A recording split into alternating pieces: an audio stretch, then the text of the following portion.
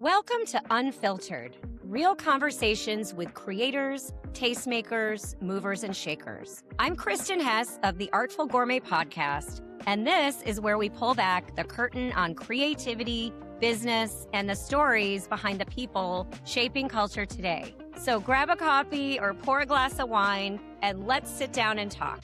This is Unfiltered. Hey guys, welcome back to Unfiltered. This is where real conversations with creators, tastemakers, movers and shakers, and visionaries shaping culture through creativity. I'm your host, Kristen Hess, food stylist, photographer, creator behind the Artful Gourmet, and today's guest is someone whose work has quietly influenced the visual language of food, fashion, luxury, and pop culture for decades. Victoria Granof is a legendary food stylist, creative director, author, and visual storyteller who has worked on brands like Nespresso, Coca-Cola, Haagen-Dazs, and so many more iconic brands. She's a James Beard Award finalist, Cordon Bleu trained chef, and was just named Cherry Bomb's 100 Most Inspiring Women in Food. But what makes her work more fascinating is that she doesn't just style food, she creates emotion, atmosphere, memory, and fantasy. And her work sits between fine art, fashion, editorial, cinema. She's built Marie Antoinette's life size out of candy. She's collaborated with Irving Penn, and she really turns, beauty and food and culture into one big experience. She's very influential. She's got an amazing career in the industry. And today we're going to talk to her about food as art, visual storytelling, her career in New York and LA, and what it really takes to become and be inspired in the industry that's constantly changing. So grab a coffee, a cocktail, something delicious, and let's get into it. This is Unfiltered. So hello, Victoria. Welcome. I'm so glad Gosh, to I have you feel here like today. thank you. I feel like anything I say after that's going to be disappointing. Well, I've done so much research and looked at your work and followed you forever. So, trying to Oh, get all of what you've done in your career, which is an amazing journey, in 5 seconds is a challenge. So, before we kind of get into, your background and what you do, how you got into what you do, I want to just ask you one question. When you look back on your creative journey, was there a moment where you realized that food could become more than cooking and that it could become visual storytelling, identity, or even art? yes, there were a couple of times. One, I was working as a chef in Los Angeles, and the restaurant where I was working, there was an investor, and he was recently divorced. And so they conspired to fix us up. And he was a food photographer, which I wasn't even into photography at that point. I was just into food. And I met him in his studio one day, and he was shooting a cookbook. And there was this woman there. Now, mind you, I had come from cooking in kitchens, where I could spend an entire morning fillet salmon and then, smell like salmon all day long. Glamorous, I will say. Yeah. Um, and so here I walk into his studio, and there's this woman, and she's not sweating, and she's got full face makeup, and she's not running around like a crazy person or smelling like salmon. And I said, who is this woman? What's she doing? And he goes, oh, she's a food stylist. And then that was when I realized, and I hate to sound so shallow, but it was that I saw her makeup wasn't dripping down her face. Right. And I Right. went, oh, this could be something. Yeah. So that was the shallow thing. Then when I moved to New York, I had started doing food style. I started assisting, and I did a few things on my own. I came to New York, and I was at an opening of a photographer friend's. He had some little opening, and the food. I'm sorry, the photo editor from Vogue at the time was there, and we met. And he, I wasn't too impressed by him. He was kind of a snob. And then, a few months later, he called me and he said, "Mr. Penn, that's Irving Penn, is looking for a collaborator. He's becoming old and blah blah blah." Okay. And I went in on the first day and I met him, Oh and my gosh. we were setting up a picture of a lobster claw, and he said, and there was just a lobster claw, and I was wearing latex gloves because I was working with the lobster. And all of a sudden he said to me, I want you to grab that lobster claw. Just pick it up the way you would cooking.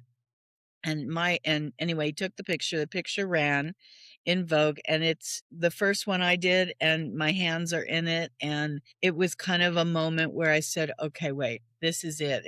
Food can be art, Yeah. it can be edible or not, and that was it. That was Yeah. really the In fact, seven. I've seen that. I was looking up that Vogue book. Oh yeah, What's it food and Vogue. called?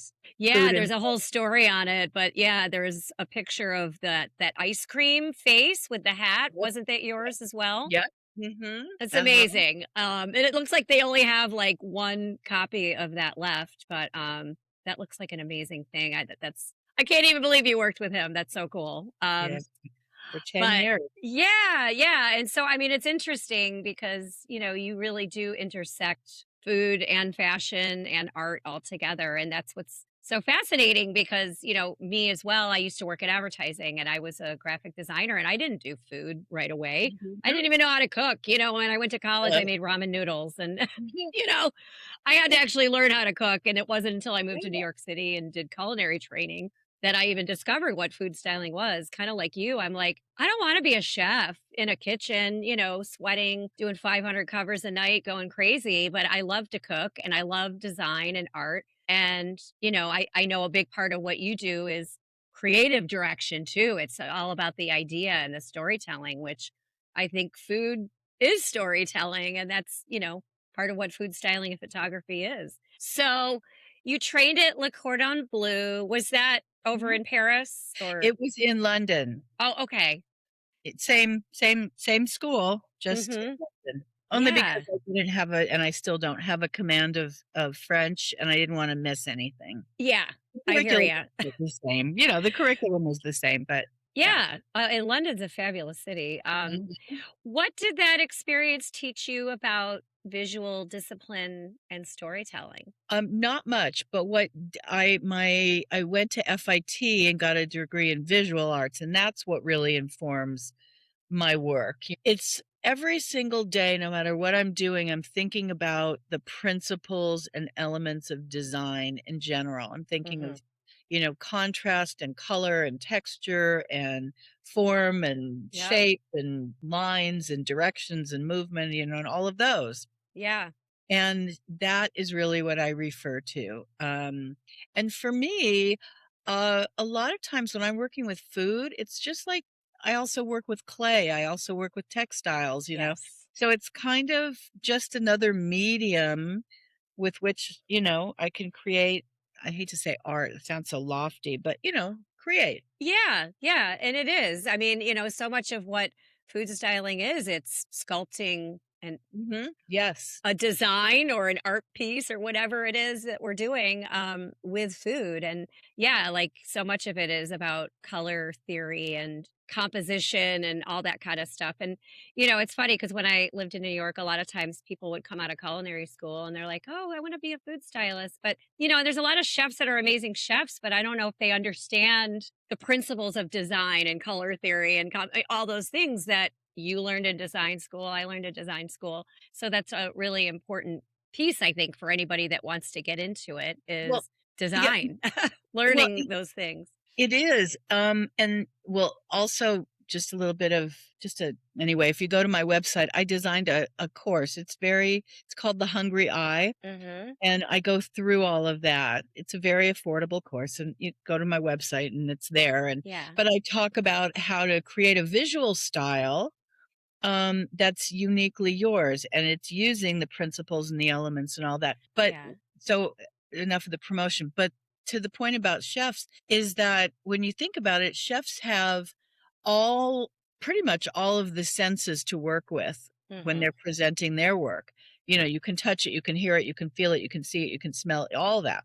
Whereas we have pretty much one sense. We have the sense of sight, and Right. we have to be able to we have to be able to make a picture into a sensory experience that makes you Right. imagine what it smells like, touch, feels like, sounds like, all of that. Yes. So we're working with a lot of other dimensions. Yeah, and it's making a 3D image pop on a page that's 2D, Yeah, and you wanna be able to eat it and smell it and taste it just by yeah, looking at it, so that's a big part of it, really but, delicious. yeah, so a lot of your work feels very perfectly imperfect, luxurious but human. How would you describe your visual philosophy? Because a lot of your work is like super cool and different. It's not just a plate of spaghetti that you'd see on No, Betty Crocker. You know what I mean? It's very yes. No, no, graphic and artistic and a little bit like irreverent. rebellious, like the Yeah, hands and the drips and all that. yep, yep. I had to fight for that. I really had to fight for that because when I first started in the late 90s, food styling, everything was perfect. Yeah. It was absolutely perfect. Nothing out of place. It was over propped, there were all kinds of things.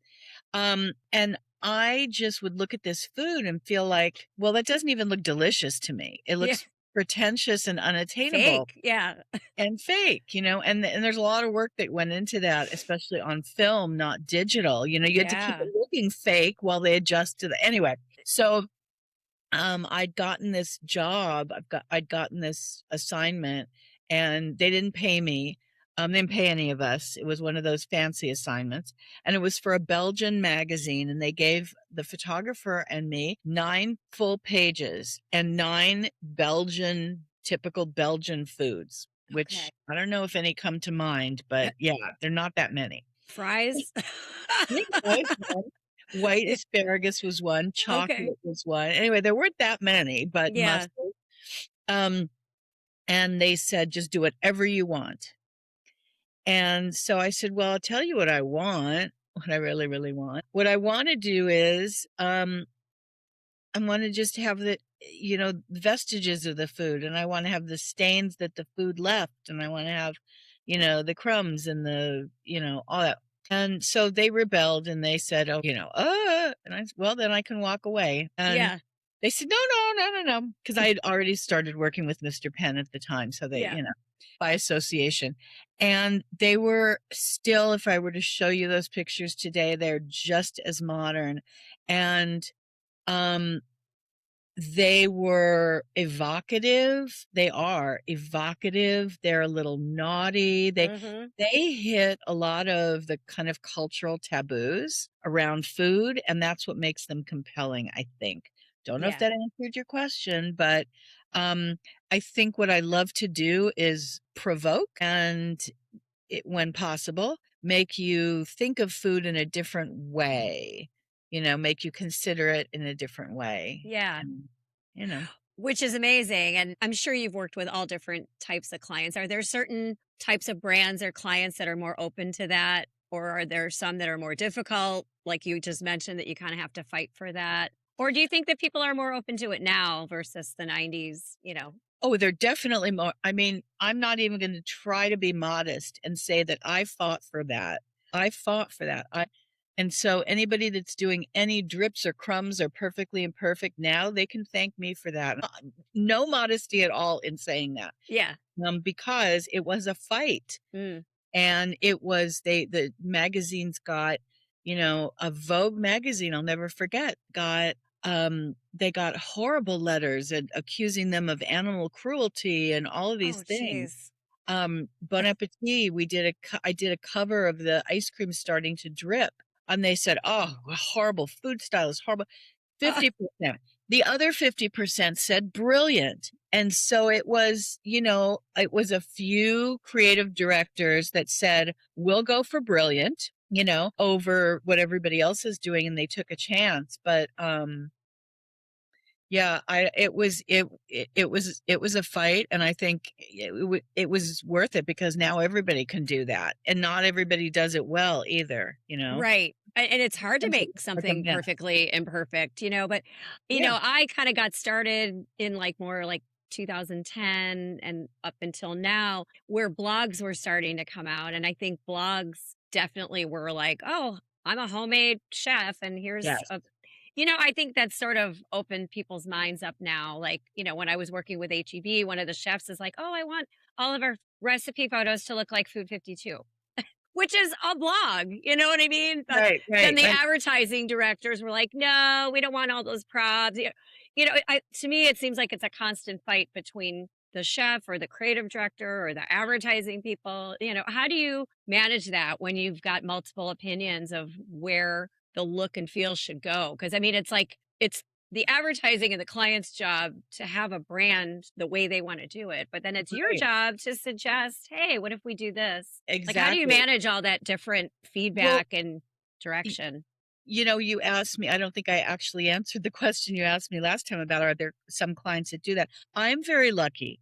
I'm lucky because people come to me because they want what I have. Yeah, They don't come to me to try to fit a square peg in a round hole. They're not trying to get me to do something that I don't do. right. So I get clients, this is what I get 99% of the time. A client will come to me when the brand wants to take a walk on the wild side. Yeah, They wanna that's try cool. something new. They wanna go out on the that's when they call me.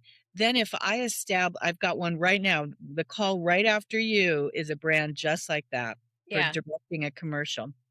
Um, but so they already know what they're getting with me, right. um, and it's usually not a fight. What happens after that, if I establish the look and the client goes for it, I am never the one that they call me to style it going forward, Mm, as the stylist of record. So that part, I really don't make as much money as stylists who take up after me, after right, I've got something, and then they're working, for 3 weeks straight executing what I've designed. right, They will earn more money, but I think I would shoot myself in the head if I had to do the same thing over and over and over for 3 right, weeks straight.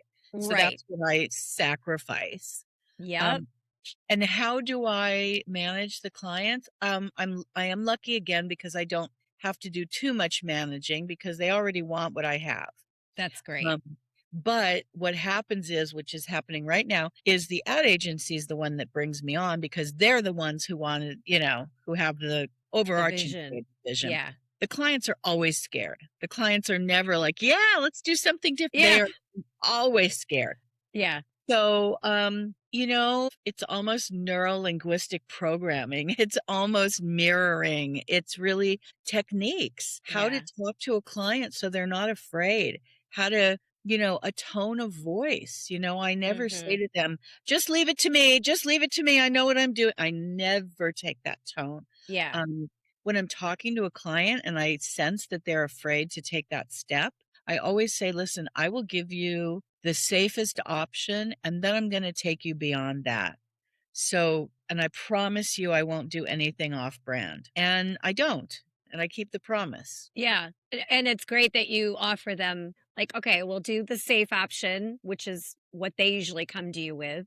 But then let's push it a little, and you're Yeah. giving them an option. If they don't like it, great. If But let's try. And I think that's the difference between like working for one company, corporate, or on the client side. Right. You kind of have to do what they want to do, but when you're freelance, which is why I got back into freelancing, because you can work Yeah. with different clients. And I think to some of my listeners that want to get into freelancing, food styling, photography, whatever, I mean, being able to have client management skills is huge, Oh, yeah. and that's not something you just learn overnight.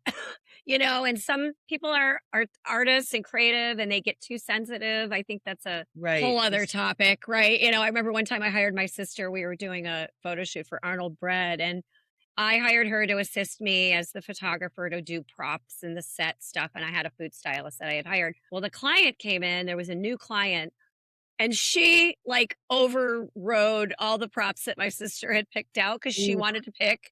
And my sister, who doesn't normally do photo shoots and all that, I just wanted her to help me and learn. She got upset. And I'm like, Jen, you can't get upset, and the client just saw you getting upset. You can't do that. Like, No. just let them do, it's the client. Right. At the end Right. of the day, they're going to pick what they want to pick. But I think there's Exactly. so many nuances about, getting into the business and learning how to deal with clients that you don't learn until you're actually on set and you're doing it. And you've got so Yeah. much experience, and I have I, some experience. It's just like you don't learn that kind of stuff in right. school.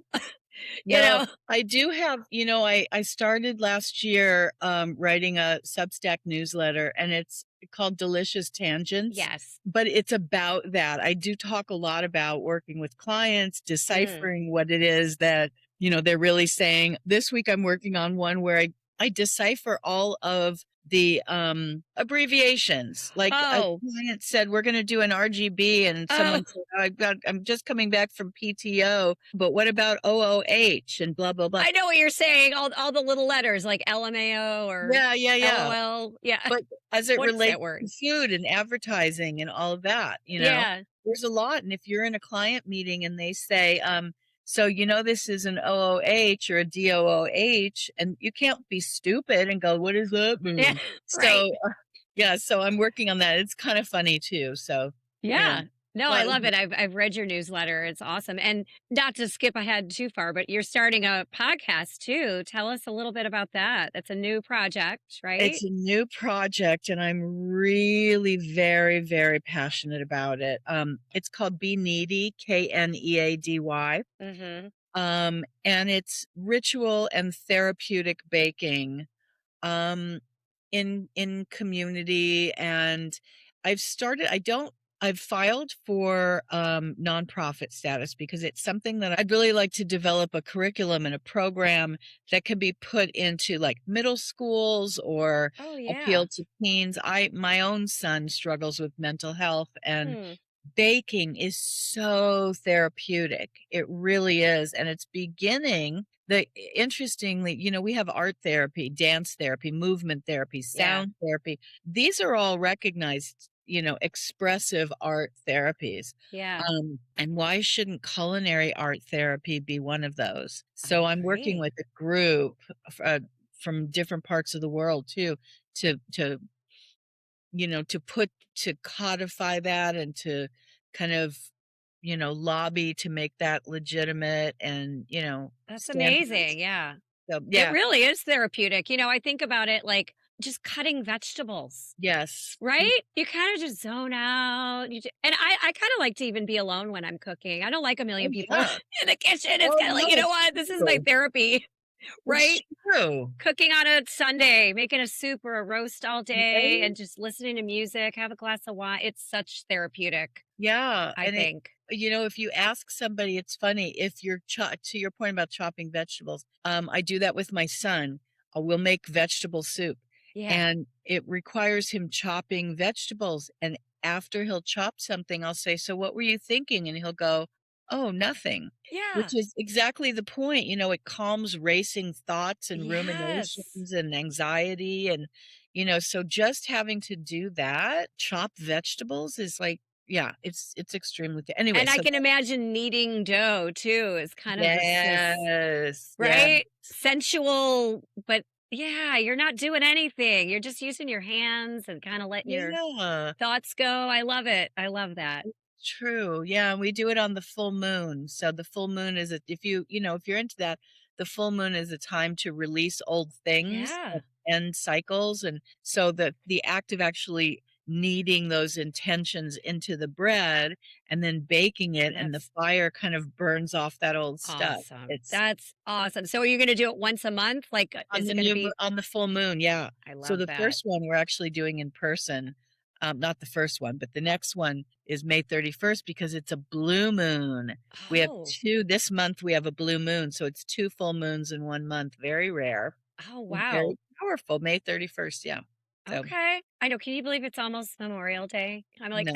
how is it Nope. already the end of May? Oh my God. And of course, I'm back up in New York. So it's kind of like upstate New York. It's kind of Yeah, dark and gloomy and cold I know. still. It's I just just here came from Texas where yesterday. it's 100 degrees and hot as heck. Right, I Get know. me out of there. I got out just in time. I mean, Texas is fun, don't get me wrong. San Antonio, Austin, great. But the summers are like the surface of the Oof, sun. They're oof. horrible. And I'm a New York girl, but grew up I in upstate.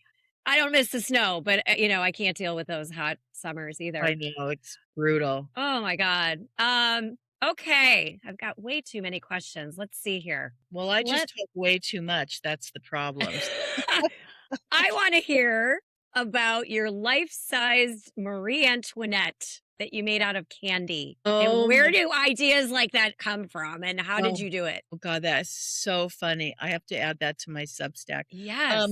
You know, I don't know where it started, I really don't, but I fabricate I love sculpting and fabricating things with food. Yeah. So oh, I said I was just in Miami and it's not edible, but we were shooting on the beach and there was a scene where we had to have a sand castle. And I said, "Oh, please let me build the sand castle. I'll build a permanent one."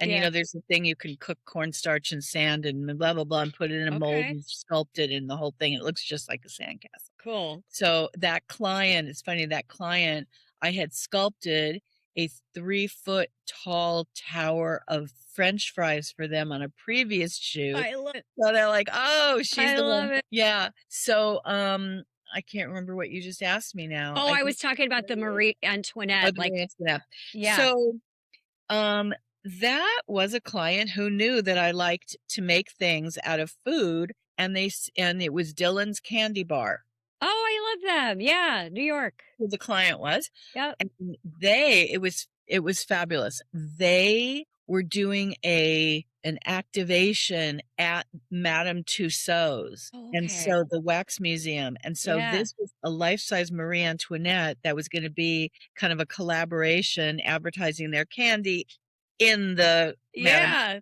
That's Tussauds. super cool. The only problem was they had arranged for the life-size infrastructure, the mannequin that I was gonna build this thing on, Yeah. and I never posted that picture because the mannequin, I don't know what they were doing, but no one was looking at a picture of Marie Antoinette. It looked like Marie Antoinette, it looked like RuPaul in drag, like this really strong jawline and Oh, brown line, and no. I just went, "Oh my god, this is not." Marie, yeah. Oh, so for Drag queen. Oh my I God. That's oh my god, hilarious. so funny. They didn't properly sculpt the underline. It Yeah. was The structure underneath. Oh, the did you put a structure wig on it or did you make a oh, wig? the whole thing. Oh my Oh gosh, my we made God. this really elaborate wig, and I had an assistant who is a, jewelry designer. Because most of my assistants are not food people. They're Okay. artists and crafters, and Yeah. they know food, but they're not they wouldn't know how to saute a foie gras or anything. Right. Right. But so we had like this coconut licorice twist thing, and she twisted it and did all of these very elaborate things out of the Oh, coconut, the that's so white licorice cool. to make the powdered wig, and it was I amazing. would love to see a photo of that. Yeah. Oh, yeah, I'll send it to you, I'll find Okay. it. It's just a Yeah. snapshot, it's not the and the best part was that's the best part. We had to put it on the back of a cube truck, and the door wouldn't close on the cube truck, so the photographer held Marie in place. The stuff was flying off Oh the my. back. Oh my god, You can down to the imagine people driving surface. behind the truck like, what is this person doing with a Yes. woman made out of oh my God. That's Not even a awesome. woman. That was pretty funny, so anyway, yes, I'll send it to you. Okay. Yeah, no, I'd love that. That's awesome. Is there any shoot or campaign that completely changed the trajectory of your career? Like kind of a life-changing. Well, that one that I described at the very beginning, but also not the trajectory of my career, the trajectory of food styling in general. Um, my career just kind of goes on. I'm very sensitive to changes in the industry and, just in general. And I'm not one of those people that fights change. So, we had a whole group of photographers and stylists that when digital came, they were like, "Oh, this is horrible. This is Yeah. terrible. It doesn't look Yeah. good. It doesn't this is." You know what? I used to have a little guy down the street who repaired picture tubes and TVs. Well, at some point he had to give up because there were no picture tubes and TVs anymore. Right, right. That's Exactly. really good to complain. Yeah. So it's really just, now I'm dealing with the difference. I do much more directing. I'm dealing with the economics of it. There's with digital media and social media, they're just a budget has to stretch so much farther because there's so many Right. more images that have to be made over all these platforms. And, Yes. it used to be you'd have one image that would be full bleed on really good paper in a magazine that would sit there forever. Yeah. And that's where the budget went. Yeah. No, you're right. And now it's like, Oh, they dozens and expect dozens. Yep. one image to be right, work for social, work for print, work for Yeah. this. And Now I AI think is encroaching too. I So, was just going to ask you about that. Like, how do you feel about the whole AI? Do you think it well, helps, hurts, both? I love it in some ways. I mean, I like anything else, I love it in the ways that serve me. It sounds horrible, Of but for course. example, Right. I when I put together a treatment, if a client comes to me to direct something, it goes to 3 directors, candidates, and then we have to do a whole treatment, dozens of pages where we lay Yeah. out everything and tell, all of our whole vision and casting and the food styling and the prop style, like everything. And it Yeah. has to be you as a graphic designer must know, it has to be designed, it has to be, it has to have everything.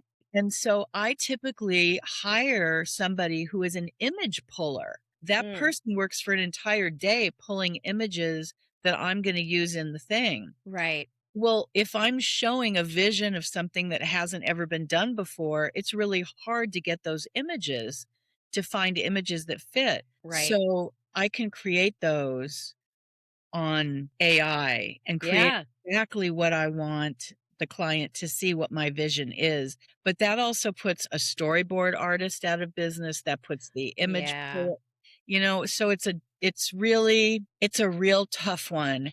Right. It's a very tough one. I don't want to boycott it because I mean it sounds horrible. I don't want to boycott it because it's useful for me, but I would not pretend that something was not AI. I Right. would not pretend that this thing is an actual photograph. So I'm, very clear if I use it, this is AI, Oh, absolutely. you know. Yeah, and I agree. Mhm. I think that we can live with AI for the good parts of it, but it shouldn't replace humans. I mean that's going a But little too far, but it already is. I got a I call. know. Yeah. Anyway, I don't want to Yeah. Well, that. yeah, it's interesting because I worked on a TV shoot and the two directors, they did their whole storyboarding. I forgot the name of the program. It's an AI storyboarding where they Yeah. sketched all Yep. these images. I'm like, "Did you guys do all that?" And they're like, "Well, yeah, we used whatever the name of the thing was." But I was Yep. like, "Wow," because they were super detailed, I almost know. comic sketches, but like Right. This prompt. fabulous Yep.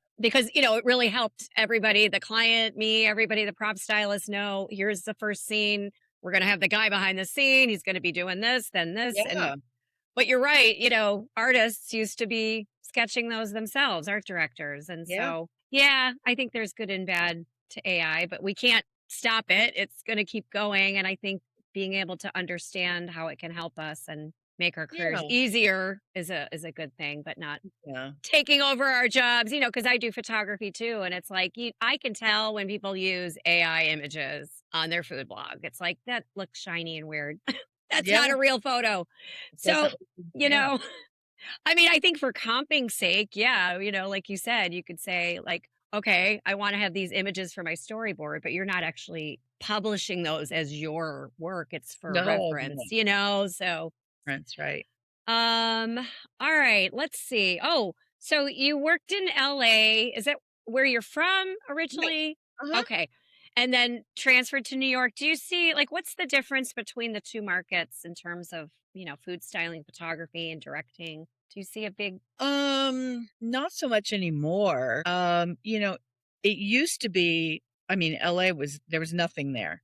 Mm, I know there was the entertainment industry, yeah. but in terms of advertising, that was nothing. And now it's much more better represented, much more evenly represented.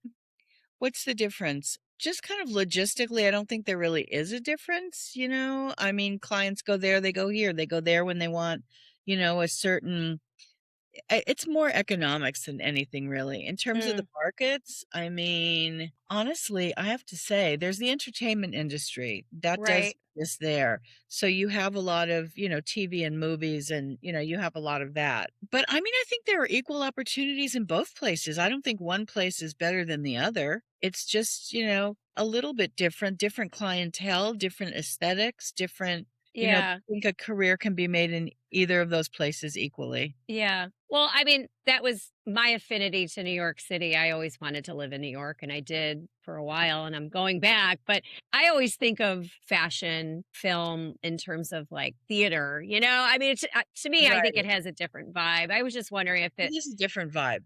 Yeah. yeah, if the clients if there were different types of projects. You know, I have a friend in LA, she's in Newport, and she's like, "Why do you move to LA?" And I'm like, "There's just something about New York City. There's a Yeah. vibe, there's a energy that you don't get in LA." And I That's love the beach.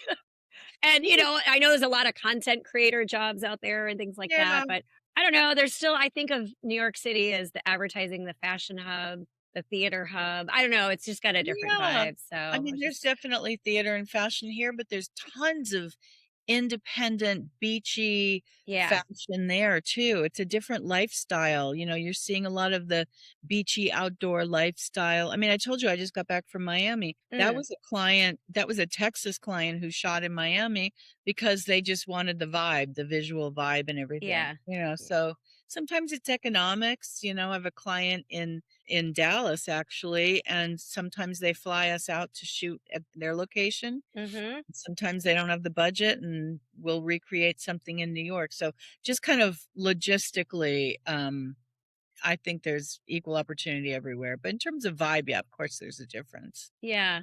Yeah. So, let's see. I guess if you were like starting over today from scratch, are there any things that you would do differently than when you first started back There's in the no day? comparison at all with anything that happened in the day. Nothing at all. I mean, how did I get started? It was a fluke. I walked through a door that I recognized was open.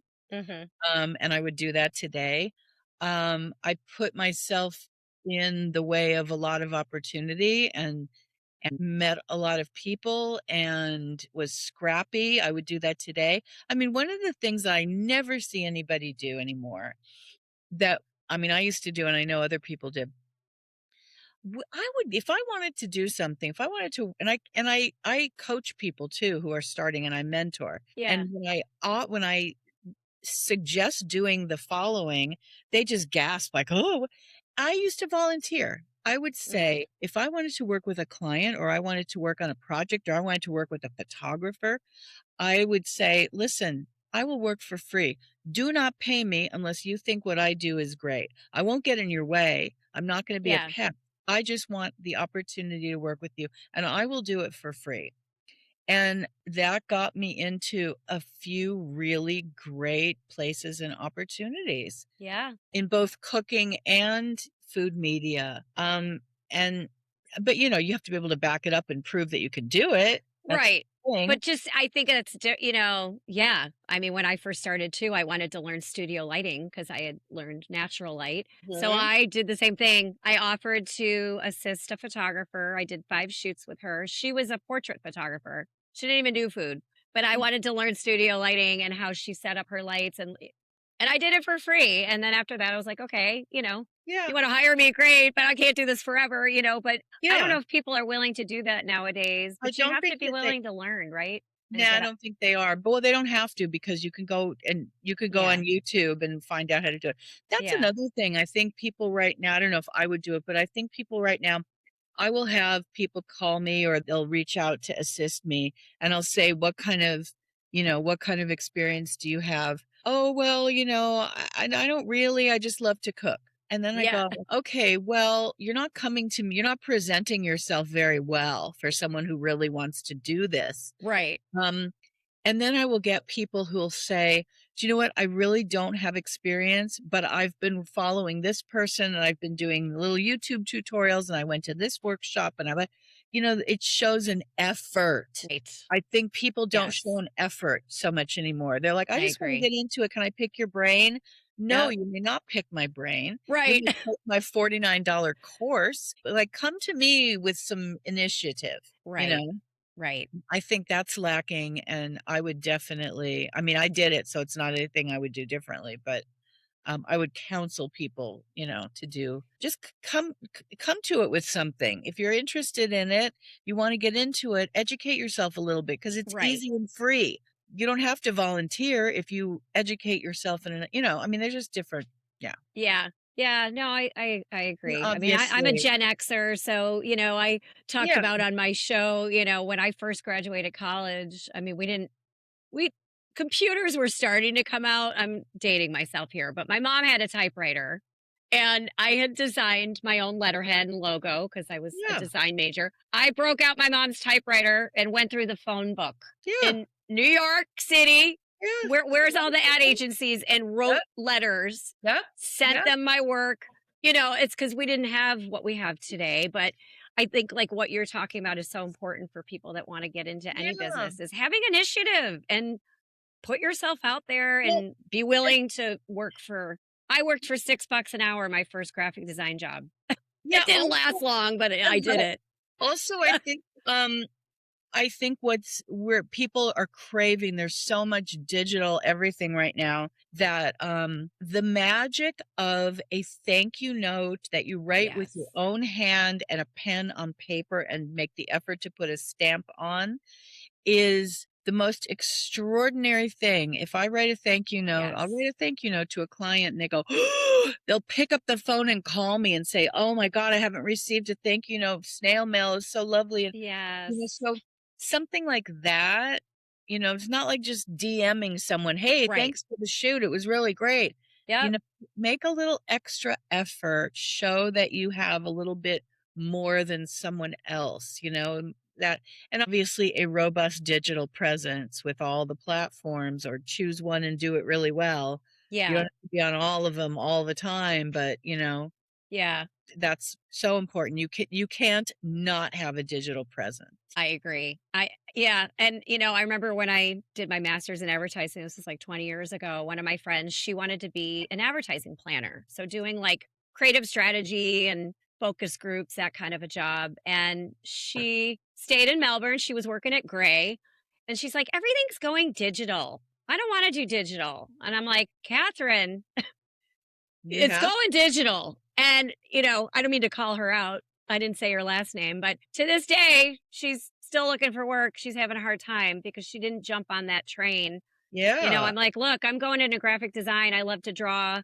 I love to paint, but I'm learning Photoshop because you got to, right? I mean, everybody's doing it, and you have to yeah, ride that train and stay on AI and digital and all that. It doesn't have to yeah, take over absolutely. your thinking process, but it's Right, right. tools to help you. And if you don't learn it, you're not going to get the job. So I think It's that's a another, tool for sure. again, I have a million questions. We'll have to do another call. I'll hire you Yeah, to be my yeah, coach, sure. Uh, which I love that you do because you're such a mentor to me. Okay. So last question, and then we'll do the call outs. And I'm going to be posting, you guys, everybody, website, link, Substack, all that good stuff on the actual podcast. But last question, if your life right now had a soundtrack and a meal attached to it, what would that be and why? the soundtrack to the Sicily White Lotus, the food. Do you know, it's funny, I know what my last supper is gonna be, and it's all white, which is really, really funny for what I do. I think it's Yeah, because you're such into color. yeah, I'm so into color, but I think that's the whole thing, is that it's finally gonna be like, that's it. A clean Um, canvas. Clean Yes. canvas, yeah, yeah, yeah. But that would be the soundtrack, the White Lotus from the Sicily, Was that season 1? I think it I'm was trying to season remember. 2. Season 2. Yeah. Okay. Well, are you from Sicily? I know you did a whole cookbook on that, right? I've done a couple of cookbooks on it. Yeah. Part of my mother's family is from Sicily, yes. Okay. Mhm. Okay. Awesome. Well, Victoria, thank you so much. I know I could sit and talk for hours, and I you're could such a busy too. woman. Thank you for taking time out to talk with me today. And yeah, like I mentioned, I will share all the links. You guys got to check out her work. She's amazing. Does the coaching, cookbooks, all the good stuff. So thank you again. Thank And you, yeah, Kristen. I look forward to when I get to New York City, we'll have to meet up for a drink and we'll Absolutely. chat more. Sounds good. I'll count Okay. on it. Well, thank you so much and good luck with all your new projects and your podcast. I can't wait to Thank hear and read you. more. Thank you, Kristen. Enjoy the rest of Okay. your day. Thank you. You too. We'll talk soon. Bye-bye. Bye. All right, guys. So that was Victoria Granof. Like I mentioned, I will be posting all of the links to her website, her amazing food styling cookbook. She's got coaching courses. So anybody that's really interested in food styling and photography, she's an amazing woman to um, not only be an inspiration, but to learn from as well. And, she's, like I said, a creative director, collaborative food stylist, a visionary director. She does all the things. So if you've enjoyed this episode, I would love if you would share it with a friend, subscribe, hit the bell, share, leave a comment, or even questions below. I'll actually be doing a poll at the end of the podcast here on Spotify that you guys can answer some questions. And I'll be posting it on my Substack, my blog, YouTube, all the things. So I'd love to continue having this conversation. If you guys have questions for me about food styling photography, how to get into it, what are some of the challenges, what are some of the good things, that's what these conversations are all about. I'd love to have people on that inspire not only me, but also my audience and anyone who's looking to get into a creative entrepreneur type position, especially in the food world. So until then, keep it groovy, stay happy, and I will talk to you guys next time. Cheers. Thank you so much for joining me on Unfiltered today, part of the Artful Gourmet podcast. I hope you enjoyed this conversation as much as I did. If this episode resonated with you, I'd love it if you'd share it with a friend, leave a rating or review, and make sure you're following the podcast so you don't miss any upcoming episodes. Your support helps these conversations reach more listeners who are passionate about creativity, culture, and meaningful work. I'm Kristen Hess, and I'll see you next time for another great conversation right here on Unfiltered on the Artful Gourmet podcast. And remember, stay curious, stay creative, and keep living life a little unfiltered.